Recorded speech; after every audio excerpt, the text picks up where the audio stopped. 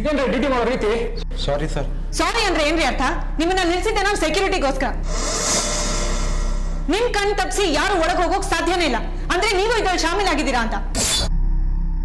ಹಾಗೇನಾದ್ರೂ prove ಆದ್ರೆ ಕಂಬಿ ಹೊರಗಿರೋರು ಒಳಗಿಂದ ಎಣಿಸ್ಬೇಕಾಗತ್ತೆ. ಈಗೂ ಅದೇ ಆಗೋದು. ಅಂತೂ ತೋರಿಸ್ಬಿಟ್ರಲ್ಲ, ನಾವು ನಮ್ಮ ಡಿಪಾರ್ಟ್ಮೆಂಟ್ ಸಖತ್ ಇನ್ಎಫಿಷಿಯಂಟ್ ಅಂತ. ನಿಜವಾಗ್ಲೂ ನಮ್ಗೇನೂ ಗೊತ್ತಿಲ್ಲ ಸರ್. ಆಸ್ಪತ್ರೆ ಸ್ಟಾಫ್ಸ್ ಬಿಟ್ರೆ ಬೇರೆ ಯಾರು ಒಳಗಡೆ ಬಂದಿಲ್ಲ. ಬೇರೆ ಯಾರು ಬಂದಿಲ್ಲ ಅಂದ್ರೆ ಏನ್ರಿ ಅರ್ಥ? ಆ ವಾರ್ಡ್ಗೆ ಅದೊಂದು ಬಾಗಿಲು ಬಿಟ್ಟು ಬೇರೆ ಯಾವ ಎಂಟ್ರೆನ್ಸು ಇಲ್ಲ. ಕಿಟಕಿಯಿಂದ ಅಂತೂ ಯಾರು ಬರೋಕ್ ಸಾಧ್ಯ ಇಲ್ಲ. ನಿಮಗ್ ಗೊತ್ತಿದ್ದು ಲಿಂಗಯ್ಯನ್ ಮರ್ಡರ್ ಆಗಿದೆ, ನೀವು ಒಪ್ಕೋತಾ ಇಲ್ಲ ಅಷ್ಟೇ. ನಿಮಗ್ ಗೊತ್ತಿಲ್ಲದೆ ಅದು ಹೇಳಿ ಕೊಲೆ ಆಗ ಸಾಧ್ಯ? ಯಾರು ಬಂದು ಕರೆಕ್ಟ್ ಆಗಿ ಹೇಳಿ. ವಾರ್ಡ್ ಬಾಯ್ ನಾಗರಾಜ್ ಬಂದಿದ್ದಾರೆ ಸರ್, ಮತ್ತೊಂದ್ ಜೊತೆಗೆ ಯಾರೋ ಕ್ಲೀನರ್ ಬಂದಿರಿ ಸರ್. ಕೊನೆಯಲ್ಲಿ ಬಂದಿದ್ ಯಾರ್ರಿ? ಕೊನೆಗೆ ಬಂದಿದ್ದು ಇಬ್ರೇ ಮೇಡಮ್, ವಾರ್ಡ್ ಬಾಯ್ ನಾಗರಾಜು ಬಿಟ್ಟು ಕ್ಲೀನರ್. ಹಾಗಾದ್ರೆ ಹೋಗಿ ಅವ್ರಿಬ್ಬರು ಫಸ್ಟ್ ಕರ್ಕೊಂಬನ್ನಿ.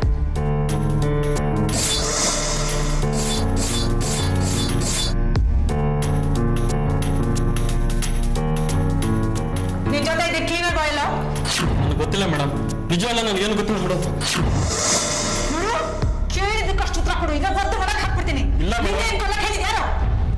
ಇಲ್ಲ ನೀವು ಹೇಳಿದಂತ ಹೇಳ್ತೀವೋ ಇಲ್ಲ, ಇಲ್ಲೇ ಸ್ಟಾರ್ಟ್ ಮಾಡ್ಲಾ? ಸರ್ ಹೇಳ್ತೀನಿ ಸರ್, ನಿಜ ಹೇಳ್ತೀನಿ ಸರ್, ನಾನು ಯಾರಂತ ಹೇಳ್ತೀನಿ. ಕರೆಕ್ಟಾಗಿ ಏನಾದ್ರು ಒಂದು ಬಗ್ಳೋ. ಸರ್ ಒಬ್ಬ ಬಂದ್ಬಿಟ್ಟು ಲಿಂಗಯ್ಯ ನನ್ನ ಚಿಕ್ಕಪ್ಪ ಮನೇಲಿ ಎಲ್ರು ಗಾಬರಿ ಆಗ್ಬಿಟ್ಟಿದ್ದಾರೆ ಅಂತ ಹೇಳ್ದ ಸರ್. ಅವ್ನ ಮಾತು ಕರ್ಗೋಗ್ಬಿಟ್ಟು ನಾನು 50 ರೂಪಾಯಿ ಕೊಟ್ಟ ಸರ್. ಅದಕ್ಕೆ ನಾನು ಅವ್ನಿಗೆ ಕ್ಲೀನರ್ ಡ್ರೆಸ್ ಹಾಕ್ಬಿಟ್ಟು ತಗೊಂಡೋಗ್ಬಿಟ್ಟು ಒಳಗೆ ಬಿಟ್ಟೆ ಸರ್. ಈಗ 50 ರೂಪಾಯಿ ನೋಟ್ ಎಲ್ಲಿ? ರಾತ್ರಿ ಕ್ಯಾಂಟೀನ್ ಊಟಕ್ಕೆ ಹೋಗಿದ್ದೆ ಮೇಡಮ್. ನೋಡಿ, ಇವ್ನು ಫಿಂಗರ್ ಪ್ರಿಂಟ್ಸ್ ತಗೊಳ್ಳಿ.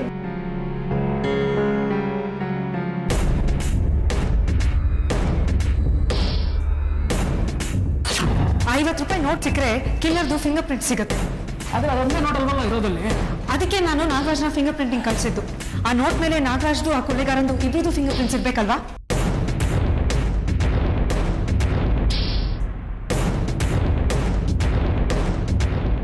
ವಾರ್ಡ್ ಬಾಯ್ ನಾಗರಾಜನ ಊಟಕ್ಕೆ ಬಂದಿದ್ದ ಇಲ್ಲಿ? ಬಂದಿದ್ದ ಅನ್ಸುತ್ತೆ ಸರ್. ಸುಮಾರು ಜನ ಬರ್ತಾರೆ ಹೋಗ್ತಾರೆ ಸರ್. ಸರಿ, ₹50 ನೋಟ್ ಎಷ್ಟಿದೆ ನಿಮ್ಮ ಹತ್ರ? ಸುಮಾರು ಇವೆ ಸರ್.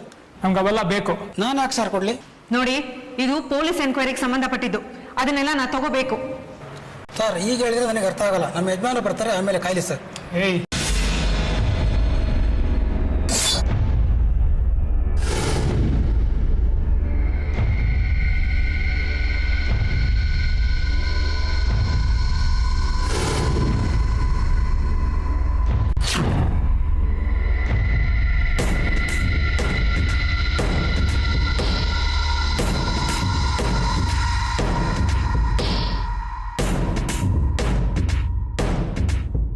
ಸರ್ ನೀವು ಈ ತರ ಮಾಡಿದ್ರೆ ನನ್ನ ಯಜಮಾನಿಗೆ ಏನು ಲೆಕ್ಕ ಕೊಡ್ಲಿ ಸರ್?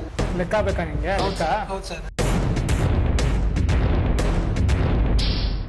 ಇದೇ ಲೆಕ್ಕ.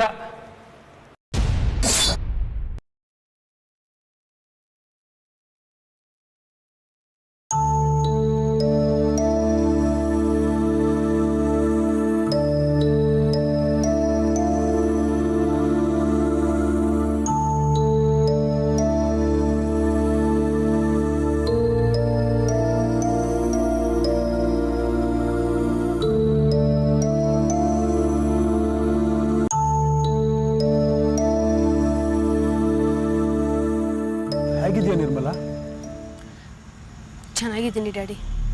ಯಾವಾಗ ಬಂದೆ? ಬೆಳಿಗ್ಗೆ ಬಂದೆ. ಶೇಖರ್ ಇನ್ನೂ CBI ಕಸ್ಟಡಿಲೇ ಇದ್ದಾನೆ. ಅವನು ಜುಡಿಷಿಯಲ್ ಕಸ್ಟಡಿಲಿ ಬರೋ ತನಕ ನಾವೇನು ಮಾಡೋಕ್ಕಾಗಲ್ಲಮ್ಮ. ಅವ್ರನ್ನ ಬಿಡಿಸ್ಕೊಂಡು ಬರೋ ತನಕ ನೀನು ಮನೆಗೆ ಬರಬೇಡ ಅಂತ ಅತ್ತೆ ಮಾವ ಹೇಳಿದ್ದಾರೆ ಡ್ಯಾಡಿ. ಹಾಗಂದ್ರೆ ಅವರು ನಾವೇನು ದಿಕ್ಕು ದೆಸೆ ಇಲ್ದೇವ್ರು ಅನ್ಕೊಂಬಿಟ್ರ? ಹೋಮ್ ಮಿನಿಸ್ಟರ್ ಮಗಳಿಗೆ ಇಷ್ಟು ಕಿರುಕುಳ ಕೊಟ್ರೆ ಬೇರೆಯವ್ರ ಮಕ್ಕಳಿಗೆ ಇನ್ನೆಷ್ಟು ಕಿರುಕುಳ ಕೊಡ್ತಾರೆ? ಅಳುಬೇಡಮ್ಮ, ಧೈರ್ಯವಾಗಿ ಎದುರಿಸು, ನಾನಿದ್ದೀನಿ. ಅದು ನನ್ನ ಕೈಲಿ ಸಾಧ್ಯ ಇಲ್ಲ ಅಂತ ನಿಮ್ಗೆ ಗೊತ್ತಲ್ವಾ ಡ್ಯಾಡಿ? ಹಾಗಾದ್ರೂ ಮಾಡಿ ಅವ್ರನ್ನ ಬಿಡಿಸ್ಕೊಂಡು ಬನ್ನಿ. ಇಲ್ಲಾಂದ್ರೆ ಆ ಮನೇಲಿ ನನ್ನ ಕಷ್ಟ ತಪ್ಪಿದ್ದಲ್ಲ.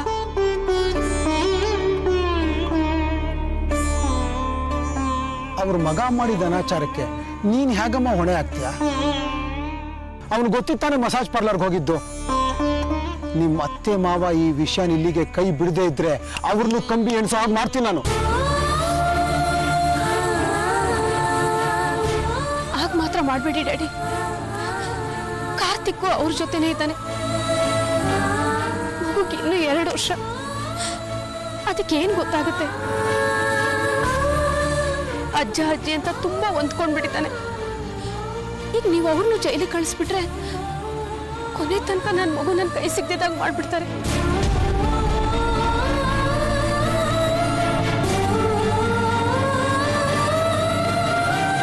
ನೋಡಮ್ಮ, ನಾನು ನಿನ್ಗೆ ಎಷ್ಟೇ ಹೆಲ್ಪ್ ಮಾಡಿದ್ರು ನಿಮ್ಮ ಅತ್ತೆ ಮಾವ ನಿನ್ನ ಚೆನ್ನಾಗಿ ನೋಡ್ಕೋತಾರೆ ಅನ್ನೋ ಭರವಸೆ ನನಗಿಲ್ಲಮ್ಮ. ಆ ಶೇಖರ್ ವಿಷಯದಲ್ಲಿ ನಿನಗೆ ಧೈರ್ಯ ತುಂಬಬೇಕಿತ್ತು. ಅದು ಬಿಟ್ಬಿಟ್ಟು ಅವನೇ ಮಾಡಿದ್ ಸರಿ ಅಂತ ನಿನ್ನ ಮೇಲೆ ಗೂಬೆ ಕೂರಿಸ್ತಿದ್ದಾರಲ್ಲ, ಇದು ಸರಿನಾ?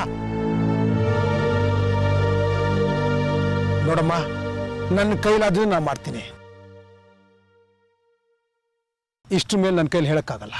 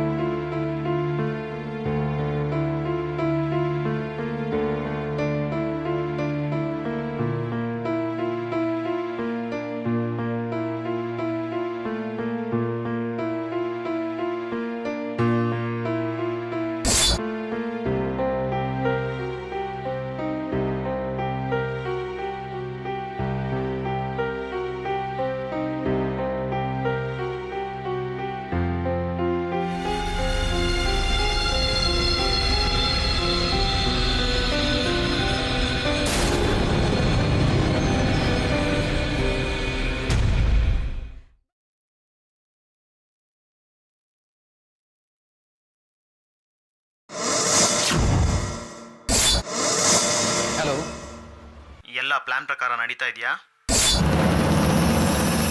ನಡೀತಿದೆ.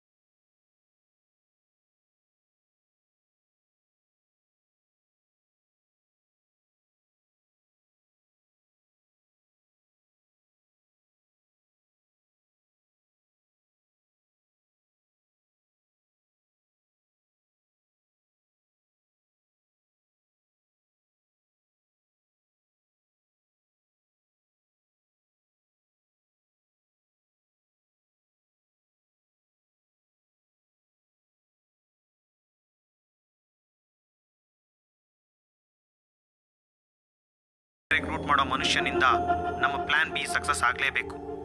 ಅರ್ಥ ಆಯ್ತಾ? ಇನ್ನೊಂದು ವಿಷಯ, ನಾವು ನಮ್ಮ ಕೆಲಸನ ಯಾವಾಗ ಸಾಧಿಸ್ಬೇಕು ಅನ್ಕೊಂಡಿದ್ಯೋ ಆ ಡೇಟು CBIನವ್ರಿಗೆ ಗೊತ್ತಾಗ್ಬಿಟ್ಟಿದೆ. ಆ ಡೇಟ್ ಏನಾದ್ರು ಚೇಂಜ್ ಮಾಡ್ಕೊಳ್ಳೋಣ ಅಂತ. ನೋ, ಸಾಧ್ಯನೇ ಇಲ್ಲ. ಅದೇ ಡೇಟ್ಗೆ ಆಗಬೇಕು. ನೀನು ನಿನ್ನ ಪ್ಲಾನ್ ಪ್ರಕಾರ ಮುಂದುವರಿ. ಆಮೇಲೆ ಬೆಂಗಳೂರಿಗೆ ಬರೋ ನಮ್ಮ ವೆಪನ್ಸ್ ಆ್ಯಂಡ್ ಎಕ್ಸ್ಪ್ಲೋಸಿವ್ಸ್ ಅಡಗಿಸಿಡೋ ವ್ಯವಸ್ಥೆ ಆಗಿದೆಯಾ? ಮಾಡಿದ್ದೀನಿ. ಡೋಂಟ್ ವರಿ, ನೀವು ಅದ್ರ ಬಗ್ಗೆ ಯೋಚನೆ ಮಾಡಬೇಡಿ, ಎಲ್ಲ ಆಗುತ್ತೆ. ಸರಿ, ಹಾಗಾದರೆ ಮತ್ತೆ ಫೋನ್ ಮಾಡ್ತೀನಿ. ಓಕೆ.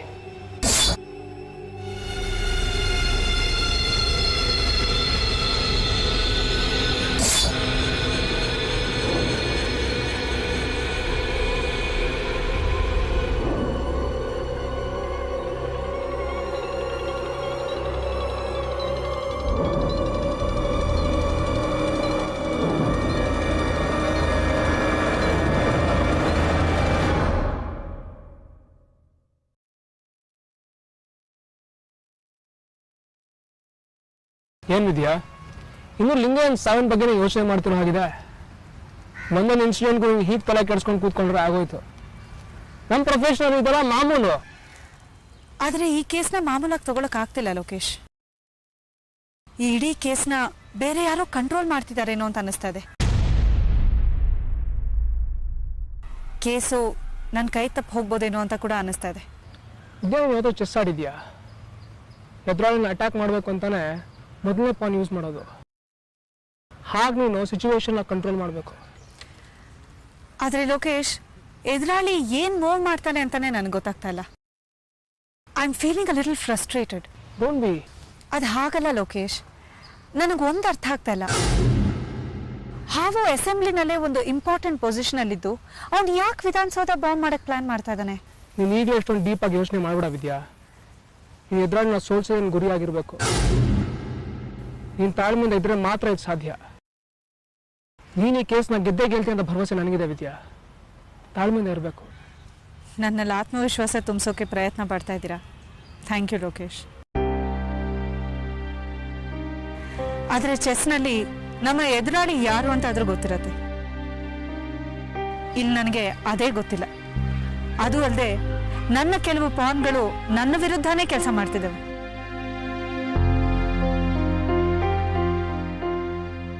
ನಿನ್ನ ಸಪೋರ್ಟ್ಗೆ ನಾನಿದ್ದೀನಿ, ಯೋಚನೆ ಮಾಡಬೇಡ.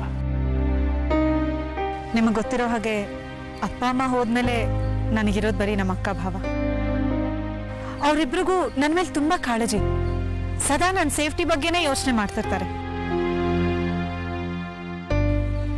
ಹಾಗಾಗಿ ನನ್ನ ಕೆಲಸದ ಏನೇ ಟೆನ್ಷನ್ ಇದ್ರೂ ನಾನು ಅವ್ರ ಹತ್ರ ಹಂಚ್ಕೊಳಕ್ಕಾಗಲ್ಲ.